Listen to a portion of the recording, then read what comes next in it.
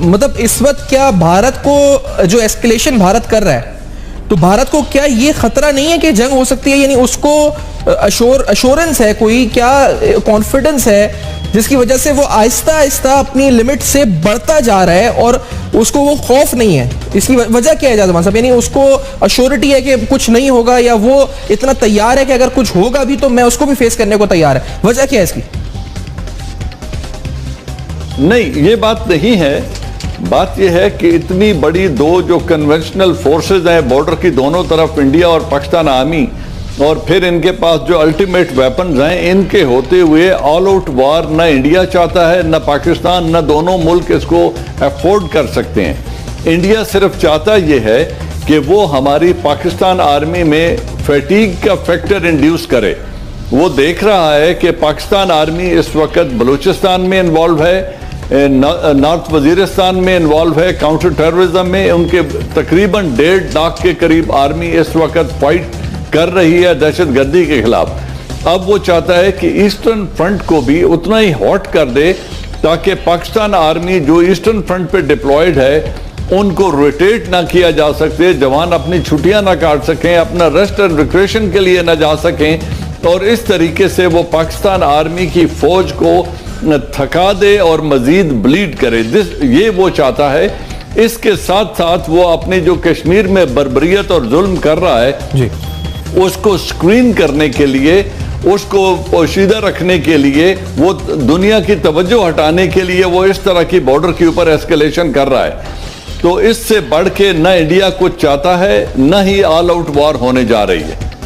ठीक है, ये आपका एनालिसिस बारे में। वो डिप्लोमेटिक फ्रंट की आपने बात की है राव साहब, आपकी तरफ आते हुए, क्योंकि कुछ देर कबल, आज से अभी कुछ घंटे कबल एक बड़ा इंपॉर्टेंट इजलास, हम उसे इंपॉर्टेंट इसलिए क्योंकि उसमें इंपॉर्टेंट फरीक़ैन थे।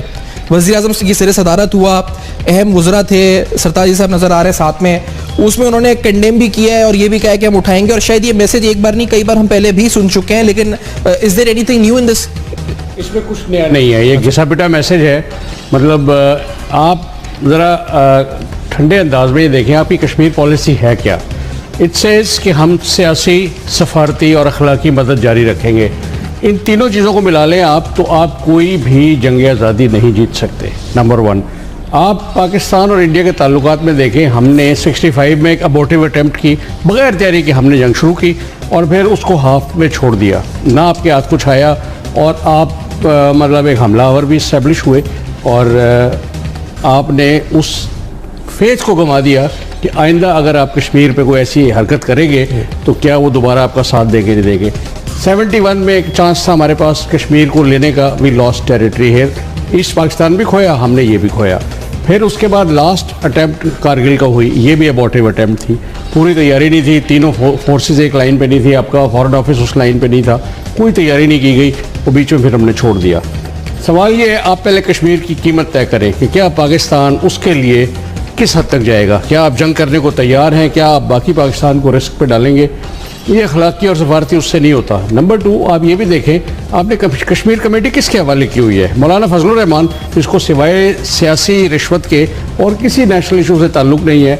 6.5 करोड़ उसका बजट है, वो जाते हैं जिनेवा, वो जाते हैं वेस्टर्न कंट्रीज़ में, वो आज TV पे आके बताएं उन्होंने किन मुल्कों को कश्मीर कॉज में पाकिस्तान का हामी किया है।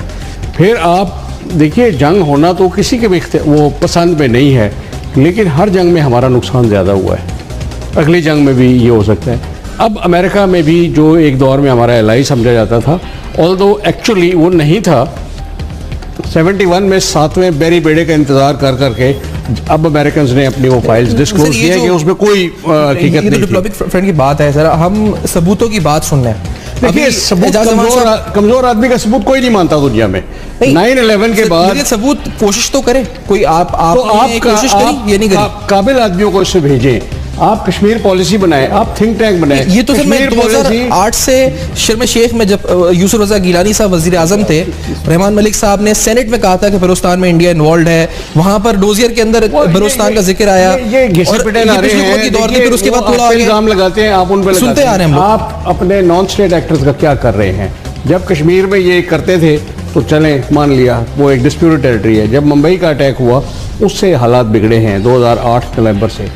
सवाल ये है डिप्लोमेटिक फ्रंट पे 9/11 के बाद उन्होंने दुनिया को, आधी से ज़्यादा दुनिया को कन्विंस कर लिया है कि पाकिस्तान टेररिज्म में इन्वॉल्व है, कश्मीर में वो नहीं है जंग आज़ादी। इसलिए हमें बहुत काम करना पड़ेगा। ये नवाज शरीफ साहब अगर अकेले हैंडल कर रहे हैं या ये सरताज अजीज साहब, इनके बस की बात नहीं है। क्या काम करना पड़ेगा? आपको थिंक टैंक बनाएं आप इस मुल्क के डिफरेंट शोबे जो है ना उनको एंगेज करें। फ्रंट पर है, मिलिट्री फ्रंट के ऊपर क्या मजीद डिफेंसिव होने की जरूरत है इस पर? मिलिट्री फ्रंट में दोनों फौजें एक दूसरे के ऊपर डिसाइसिव विक्ट्री नहीं ले सकती। दोनों न्यूक्लियर आर्म्ड हैं, दोनों की एक थ्रेश होल्ड है कि उससे आगे जाया तो वो न्यूक कर देगा एक दूसरे कंट्री को। उस हद तक हमें ऐसी स्टेटमेंट्स, हम मिलिट्री पॉइंट ऑफ व्यू से प्रोएक्टिव हैं या रिएक्टिव हैं? क्योंकि हमला वहां से होता है, हम रिएक्टिव हैं, अब रिएक्टिव हैं। जब हम प्रोएक्टिव भी थे, जब हमने कारगिल किया, जंग जीती जा सकती है रिएक्टिव रह के इस दौर के अंदर। देखिए ये कश्मीर तो जब भी हल हुआ ना, ये इसी बैलेंस ऑफ पावर पे होगा। जो मुल्क ज्यादा ताकतवर होगा, आप इंडिया की भी देखिए, साइकी समझिए, इंडिया के लिए कश्मीर पे वो सारी फौज लगा देंगे, सारा बजट लगा देंगे, लेकिन वो इसको हाथ से जाने नहीं देंगे। बिकॉज एक लॉस ऑफ फेस है कि पाकिस्तान जैसा मुल्क उनसे ज़बरदस्ती कश्मीर आज़ाद करा ले।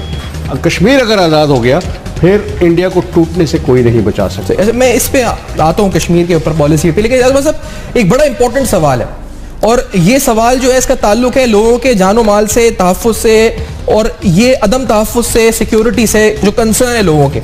वो सवाल मैं बलूचिस्तान के हवाले से पूछना चाह रहा हूँ आपसे, क्योंकि पिछले 3 माह में 3 बड़े दहशतगर्दी के वाकयात हुए हैं, उसमें जानों का नुकसान हुआ है। एक में वकला इस पर शहीद हुए, एक में पुलिस ट्रेनिंग सेंटर के अंदर पुलिस अफसर, और फिर उसके बाद हमने शाह नूरानी की दरगाह पे देखा जो आम इंसान किस तरह उसमें शहीद हुए, सुसाइड अटैक हुआ। सर ये हर बार हमने कह दिया कि ये मामला जो है इसका ताल्लुक रॉ से है, ये इंडिया करवा रहा है। Is it enough? क्या ये आपको लगता है कि ये बिल्कुल ठीक है, रॉ करवा रहा है, मास्टरमाइंड हो सकता है? गिरफ्तारियां क्या हुई इस सिलसिले में? इन्वेस्टिगेशंस क्या हुई? आपके सिक्योरिटी, आपकी जो अपैरेटस है, उन्होंने क्या गिरफ्तारियां की? क्या उन लोगों को जिनकी जानें गई उनको इंसाफ मिलेगा, नहीं मिलेगा? ये मतलब ये सवालात हम छोड़ देते हैं, सिर्फ ये आता है पहले जी कि रॉ इस वक्त इसमें इन्वॉल्व है।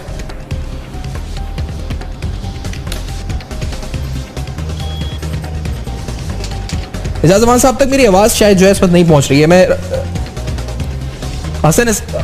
हसन अस्करी साहब भी मेरे साथ हैं जी। हसन अस्करी साहब तक मेरी आवाज पहुंच रही है। अस्करी साहब welcome to the show sir. Hasan साहब क्या वजह है कि हम बलूचिस्तान के मामलात को लेकर ये तो कह देते हैं कि रॉ इन्वॉल्व है, जो इस सिलसिले में आगे तहकीकात होनी होती है, दीगर मामलात होते हैं। 3 धमाके, 3 बड़े हादसा दहशतगर्दी के, 3 साहनियात पिछले 3 माह में हुए हैं। अब तक सिर्फ ये कि रॉ इन्वॉल्व है, इंडिया इन्वॉल्व है, ये कहना काफी है कि वहां के लोगों के लिए जो इस पर शहीद हो रहे हैं, जो मासूम जाने निशाना बन नहीं है? हसन साहब देखिए, सिर्फ ये कह देना काफी नहीं होता, बल्कि इसके लिए आपको एविडेंस प्रोड्यूस करना होता है। मसलन आपके पास एक बड़ा एविडेंस वो यादेव जो है, उसका एक बड़ा एविडेंस आपके पास मौजूद है, उसको आपको प्ले अप करना चाहिए था। लेकिन हम पता नहीं क्यों हमारी हुकूमत शर्माती है हिंदुस्तान पे तनकीद करते हुए, और उसके अलावा आप जो है आपके पास जो और इंफॉर्मेशन है, क्योंकि आपको याद होगा कि 2009 में भी पाकिस्तान में उस वक्त गिलानी साहब वजीर आजम थे और हिंदुस्तान के साथ डॉक्टर मनमोहन सिंह थे। जब वहाँ इजिप्ट में मुलाकात हुई थी एक समिट में, तो वहाँ जो है ये बात कही गई थी। तो अगर 2009 से हुकूमत पाकिस्तान के पास ये एविडेंस है कि बलूचिस्तान में हिंदुस्तान की मुदाखलत है, तो फिर इस वक्त घबराने की, शर्माने की क्या जरूरत है?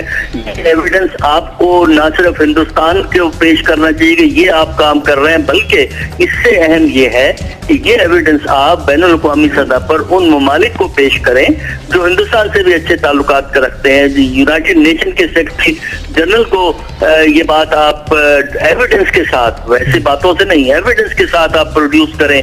उससे फिर आप पे जो बैनुल-अक़वामी दबाव है वो कम होगा और हिंदुस्तान पे फिर होगा। ठीक है, वो और ये बात एजाज अमान साहब आप तक मेरी आवाज पहुंच रही है? जनरल एजाज अमान साहब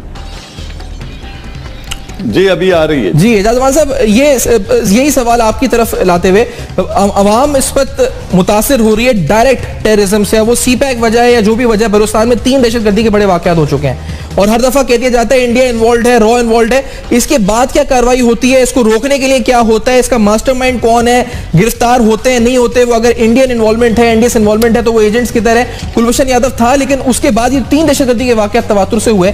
हम कब तक ये कहते रहेंगे सर रॉ इन्वॉल्व है, मामला खत्म, उसके बाद आगे कुछ हो ही नहीं रहा? सैफान, आपका सवाल बिल्कुल दुरुस्त है। ये कह देना कि वो रॉ इन्वॉल्व है, ये तो इन्वॉल्व बड़े अरसे से है, लेकिन आप कर क्या रहे हैं? एक तरीका है आपके पास कि आप अपना डिप्लोमेटिक मनूवर माउंट करें, और एक तरीका है कि उनका बेफिटिंग रिस्पांस उनको दें, उसी तरीके से जो कुछ वो कर रहे हैं। और एक है जो बॉर्डर के ऊपर जिस तरीके से उनकी मिलिट्री एग्रेशन कर रही है, जो वेपन वो यूज कर रहे हैं वही वेपन आप भी यूज करें, जो जिसे टिट फॉर टैट कहते हैं। जब तक वो नहीं होगा, and I would say go a step ahead, इससे भी एक स्टेप आगे जाएं तो वो उनको बात समझ आएगी। अब ये कहना बहुत आसान है कि आप यूनाइटेड नेशन के पास ये ले जाएं या इंटरनेशनल फोरम पर बातें ले जाएं, लेकिन इंटरनेशनल फोरम पर ले जाने के बाद होगा क्या?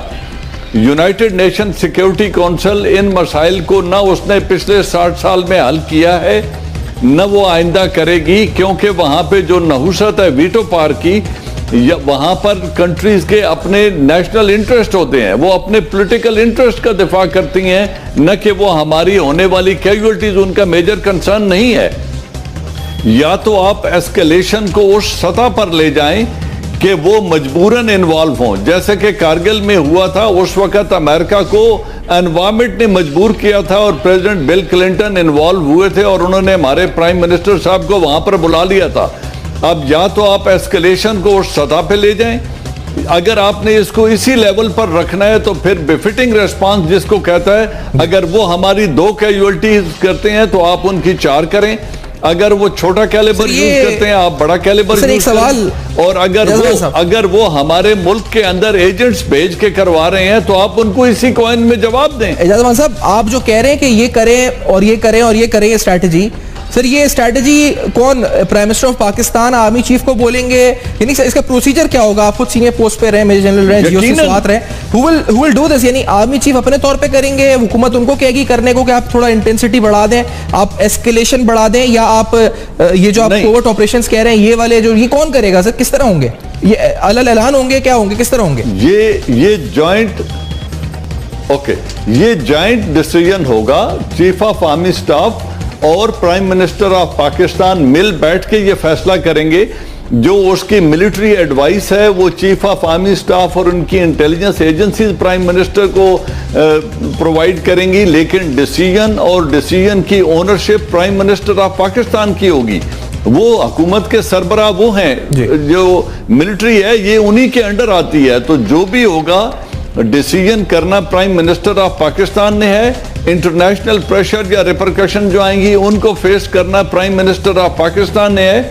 आर्मी ने एज अ अदारा उसका मिलिट्री स्ट्रेटेजी जो है, जो मिलिट्री रिस्पांस है, उसकी जिम्मेदारी उठानी है। अब रहा टेक्टिकल वेपन्स बड़ी इंपॉर्टेंट, मैं इस पे डिटेल्स के अंदर हमारी बॉर्डर पर इस वक्त आर्मी डिप्लॉयड है या जो फॉर्मेशंस इन्वॉल्व हैं, मुझे ब्रेक का जा रहा है सर, मैं प्रोटेक्ट पे आ चुके हैं क्योंकि एजाज साहब कह रहे हैं कि हमें बढ़ना होगा, हमें एक स्टेप आगे जाना होगा।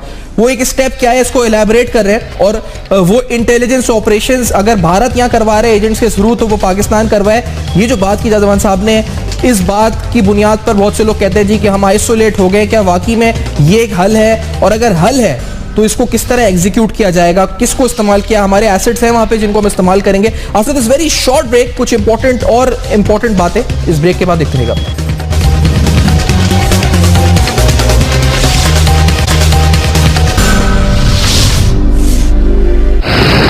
पूरी दुनिया ने इनका लोहा माना है। बलूचिस्तान के लोगों ने, मोदी साहब ने कहा बलूचिस्तान के बारे में, किधर कश्मीर और किधर एनडीएस और रॉ की इन्वेस्टमेंट जो है वो इन रॉ फंडेड लश्कर को सपोर्ट करने में, इनकी ट्रेनिंग में, इनको पैसे देने में, अगर कभी भी इस चीज की कोशिश की गई चीजों में वहाँ तो उसका ये रॉ और भरपूर जवाब दिया जाएगा।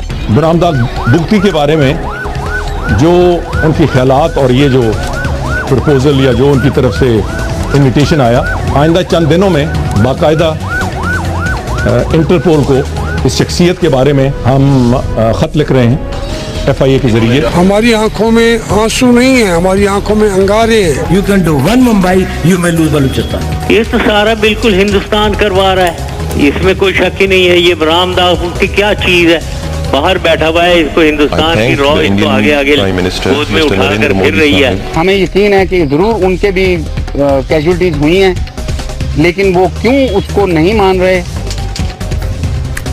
Welcome back. आप देख रहे हैं बेनकाब। हालात की संगीनी कितनी है। भारत क्या हमारी वीकनेसेस यानी हमारी कमजोरियां जिसमें सियासी इंतशार हो, माशी मसाइल हों, या बैनुल-अक़वामी तौर पर जो चीज़ें जिस तरीके से रद्द-बदल आ रहा है आलमी सतह पर सियासी तौर पर और जियोपॉलिटिकल सिचुएशन खित्ते की हो, क्या इसका भरपूर फ़ायदा उठाकर पाकिस्तान के खिलाफ जारियत में इजाफा कर रहे हैं। वाज़ेह सबूत है 236 बार लाइन ऑफ कंट्रोल को वायलेट किया गया है अक्टूबर से लेकर अब तक। इस पर हम बात कर रहे हैं। एजाज अमान साहब, जनरल एजाज अमान साहब, आपने कहा कि हमें भी एक लेवल, एक स्टेप आगे बढ़ जाना चाहिए। Sir, what is that step? वो कदम क्या है? आपने कुछ मिलिट्री लेवल पे बताया स्ट्रेटजी, क्या एजेंट्स भेज के जिस तरह भारत भेज रहे हैं वो होना चाहिए? उसके लिए कोई एसेट्स हमारे हैं हम पर? ये इस वक्त लश्कर तैयबा और इनका इल्जाम भी लगता है, किस तरह अक्सर करे, क्या स्ट्रेटजी है उसकी पर जो आप कह रहे थे एजाज अमान साहब?